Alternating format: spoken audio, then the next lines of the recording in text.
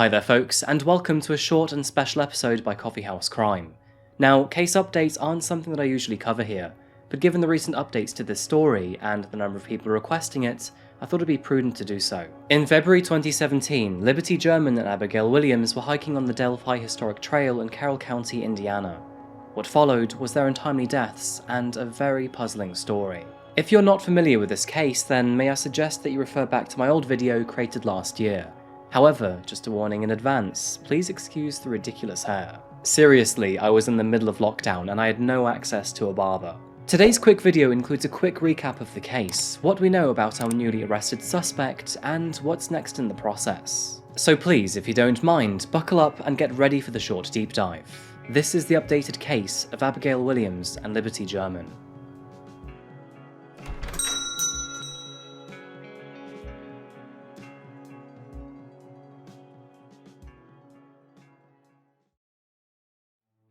Our story today begins in Delphi, Indiana. Delphi is a tiny town in Carroll County with a small population of around 3,000 residents. Now, before its recent rise in the public spotlight, it was classed as a safe area to live and work, and was otherwise most commonly known for its significance in farming. Not a lot happened in this sleepy town, but as many of you will know, that all changed in February 2017. Liberty German and Abigail Williams were two young girls living in the area. The two were best friends and both attended Delphi Community Middle School.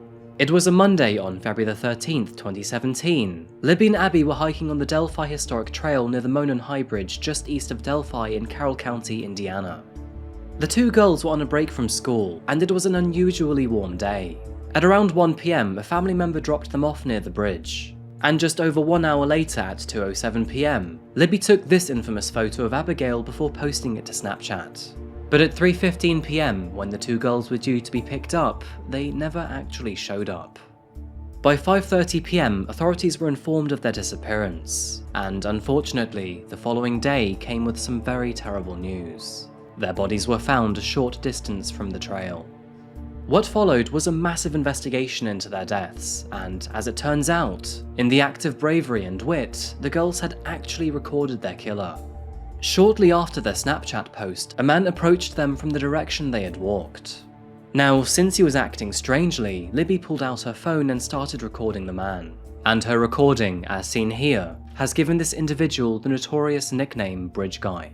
After catching up with them, Libby's phone recorded his verbal instruction, which, to this very day, I still find to be one of the eeriest recordings in existence.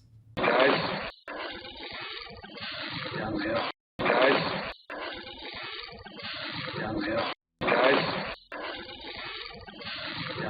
Combining this evidence with potential witness reports, two official police sketches were made, and as you will likely agree, both are incredibly different to one another.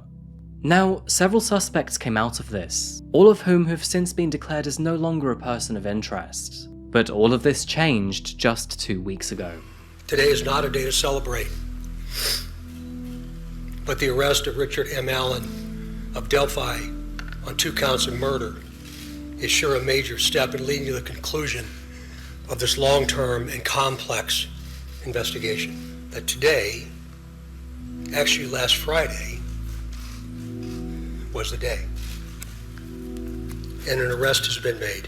On October 26, 2022, Richard Allen was taken into custody and formally charged with 2 counts of murder in the case. Richard Allen, who is currently 50 years old, lives in Whiteman Drive, a residential neighborhood found in Delphi.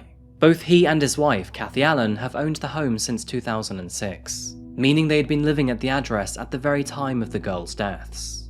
The home is half a mile from Delphi Community School, where Abby Williams and Libby German attended. It is also only 2.5 miles from the Monon High Bridge Trail, where the two were later found dead. Richard Allen has no criminal history, and he only has 2 speeding tickets, one taken in Jasper County in 2011 and another in Fulton County in 2005. He is also a licensed pharmacy technician, and to make things worse, he was once employed at the Delphi CVS, where he once made contact with Liberty's mother during their disappearance.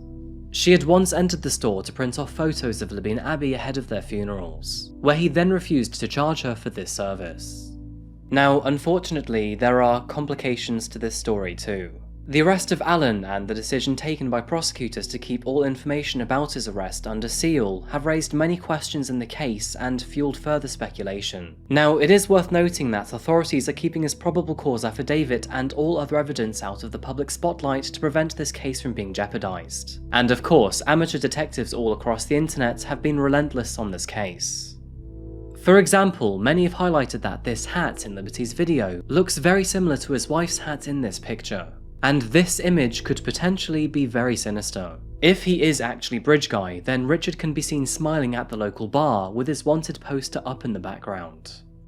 Since his arrest, and understandably, he has begged the court for a public defender. With his weak financial situation, he currently can't afford one. In his public letter, he said the following: "I hereby throw myself at the mercy of the court. I am begging to be provided with legal assistance in a public defender or whatever help is available. At my initial hearing on October the 28th, 2022, I asked to find representation for myself. However, at the time, I had no clue how expensive it would be just to talk to someone. I also did not realise what my wife and I's immediate financial situation was going to be. We have both been forced to immediately abandon employment, myself due to incarceration, and my wife for her personal safety. She has had to abandon our house for her own safety, and what little reserve there is will fail to even maintain the original residence. Again, I throw myself at the mercy of the court. Please provide me with whatever assistance you may."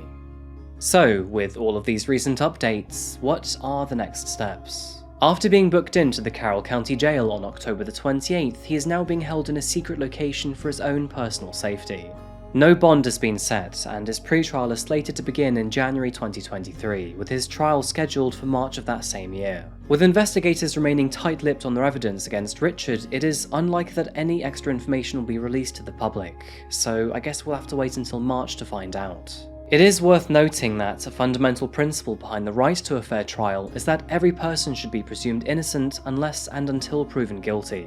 And while I really hope that authorities have finally captured the Bridge Guy, primarily to bring closure to Abigail's and Liberty's families, only a fair trial will declare it. With this video being posted in November, that is pretty much where we're at this point in the story.